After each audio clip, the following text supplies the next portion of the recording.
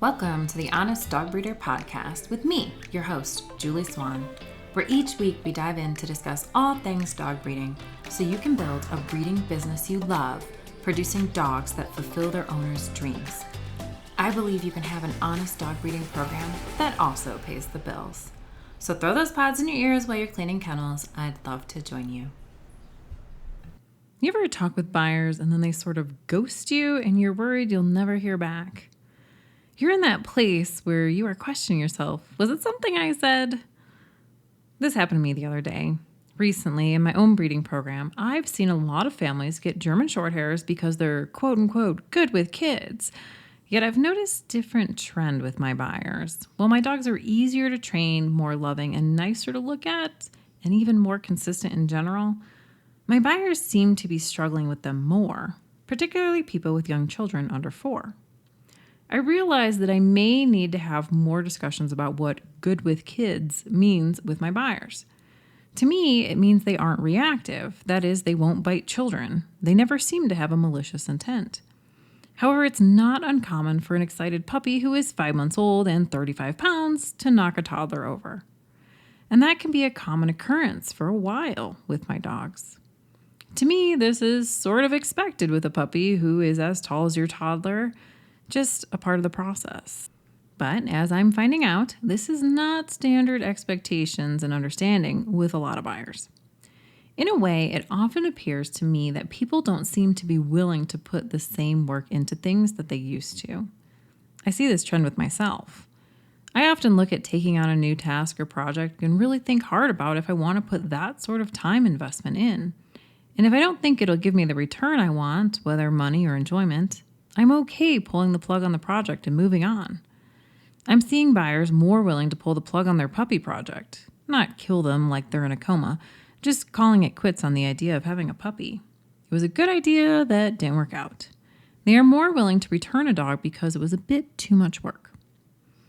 I could get mad at the situation, start complaining about people and how they just don't get it. Or I could take the opportunity to see this as a shift in the market, or at least in my ideal puppy buyer. When you realize you have a split like this, where what you're producing is giving you problems, well, you need to ask yourself, is it me or them? If it's them and they're just not as good a fit for one of your dogs, then you have to ask, is it my marketing that's misrepresenting my dogs? If so, you'll need to adapt your marketing. Recently with my program, I've seen that it's more me. I hadn't adapted my conversation to reflect the change in my buyers. The buyers who now had a different definition than I do regarding what good with kids really meant. So that's where it began. I had a lady contact me. She says she works from home, has a smaller yard, and has a 2-year-old son. Says everything she has read says the GSP temperament is great with kids. Immediately, I start to realize this is one of those situations where I would have told her before that GSPs are great with kids. However, then I remember how many people have messaged me struggling in the last year with their young children and a GSP puppy. I start to think about how my kids are overall probably a little more durable than most and how it was still a lot for them with GSPs when they were 2 years old. I also had acreage for the dog to run on. What did I do? Well, I wrote her a long text, her requested method of contact, that the GSPs had great temperaments, but a lot of energy, and this energy often caused them to knock small children over, and while that stage passes, it can last for up to 2 years. I told her that about 1,500 square foot of backyard, about 30 by 20 meters, would be the smallest yard where it would feel adequate. I didn't exactly know what her size was. I told her the energy in knocking over children was where most families struggled with the dogs, that it was never aggressive, but that they just didn't yet have the control of themselves. How did she respond? Well, she didn't. I waited about an hour. Then I realized, because she had said she was a single mom, that she might be getting some flack from people. I remember feeling icky when people told me there were things I couldn't do when I was a single mom. It was very irritating. So I said, it's not that I don't think you can handle it. It's just where families with children of similar age seem to have the most trouble, and I want you to be prepared for that if it's what you want to do. What did she say? Nothing. She actually never responded to me after sending me that first text. She had messaged me on Facebook the night before, super eager to chat. I sent her my number. She was very excited, messaged me early, very polite and willing to talk. She would have been a great buyer normally, but a 2-year-old, it's been hard on families, especially recently. This happens sometimes. Sometimes people never message back. They don't respond to your questions or answers. They just ghost you. It's totally normal to feel icky and irritated about it. As you can see, I still do. I think a big part of that is because we are trying to be helpful, supportive, and we are doing our best to prepare them for what they're getting, the good and the bad. It's worse when the market is down, and as breeders, we need to find our puppies homes despite the market. First off, I want to tell you something. If people are ready for a dog and they want one of your dogs, you won't have to chase them. One of the biggest mistakes we breeders make in marketing is sounding desperate. Sometimes we are desperate to sell a dog. Maybe your spouse is getting upset because the puppy or puppies are getting older and older, less and less cute, selling for potentially less money after costing more. Sometimes just managing older puppies feels stressful. This pressure can make us feel desperate to sell our puppies. The key, though, is not to be desperate in your conversation with buyers. When we feel desperate, often our word choice reflects it. We might say something like, "We really think you'll love him," or "I just don't know why no one wants him." These phrases lack confidence. Simply put, they sound bad. They sound desperate. It makes the potential buyer worry that you're hiding something, and it feels like you're trying to get a sale out of pity rather than helping them find the perfect pup for them. Another way you can sound desperate is by being too pushy or giving ultimatums. These seem to go hand in hand. Sometimes buyers are a bit wishy-washy with how they might respond. They may take a long time to text back or never text back at all. Like this girl the other day. They might not be putting the effort into their responses. Like you might ask what they're looking for, and they'll simply text a color or a size or male or female, when you were really hoping they'd say something like, "A dog that will be able to go with me to work every day, be good with my 5-year-old son, and that we can take on our boat." As a breeder, that's something to work with. However, I've seen that there are a lot of people who don't know to say that sort of stuff, and they think buying a dog is all about physical attributes. How to fix attracting those buyers is a discussion for another day. However, they still happen from time to time regardless. Dealing with these buyers who seem to leave us in limbo is difficult. We may feel inclined to get an answer, at least a yes or no, "I want the pup" or not. But pushing a buyer to give you an answer is not helpful. At best, they'll get the dog when they're not ready. At worst, they'll find you irritating. You have to let the buyer come to you. If they don't do a little bit of legwork, then they aren't ready for a puppy. Consider this a blessing in the long run. The people I've essentially convinced to get a dog instead of letting them come to me often turned out to be overwhelmed, irritated, and don't often call me or keep me posted on their dog. Often, they're the most likely to return dogs too. Another problem I often see is breeders being too accommodating. Breeders who are really pushing to sell are often too accommodating when working with buyers. What does this look like? It can be anything from being too flexible with when you're available to being flexible on price.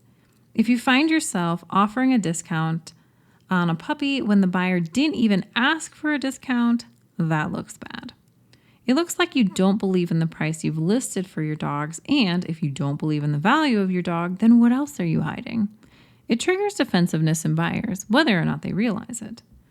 To be fair, it's a little different when people ask for a discount and you take that opportunity to give them a little discount. If you're going to offer a discount at all, then it's better to discount based on the person instead of the dog. For example, discount the puppy because they're a firefighter. Don't discount the dog because he's tan-colored or because he's the last one. Those devalue the dog.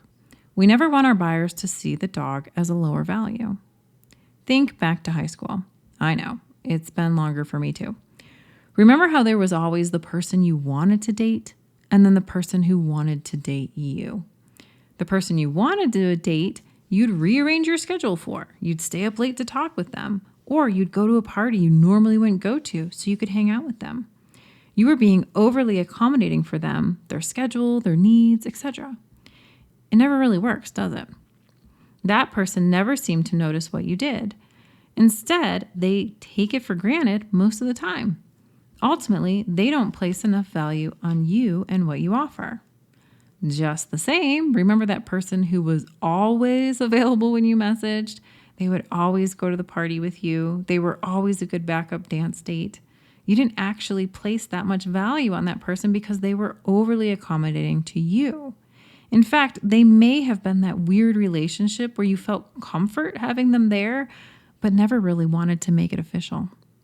Ultimately, you didn't value them. You didn't see them as a worthy match. Now think back to that person who put themselves out there. They wanted to be with you. You turned them down. And then, with class, they stepped away, no longer being available to you in that way. You feel that more. You respect it more. You respect that person more. It can be the same with buyers. When you're too accommodating with your schedule, price, or even willingness to drive to them in an effort to make the sale, that's when they will devalue you and your dogs. Let them come to you. Make them do a little of the legwork. This prevents you from coming across as pushy and will create value with your dogs. It also allows them to take more responsibility in the process. Lastly, you need to put them at the center of the conversation. I know, it feels like I just threw a wrench into things. At first, it seems contradictory. Make them feel like they're working for it so they value the dog, but at the same time, make it all about them. Let me explain. The key in selling puppies and being successful is aligning the right puppy to the family. Success isn't just the sale, but the long-term success of the dog and owner. When you put the buyer at the center of the conversation, what I really mean is that you're aiming to fully understand them and their needs and wants for a dog.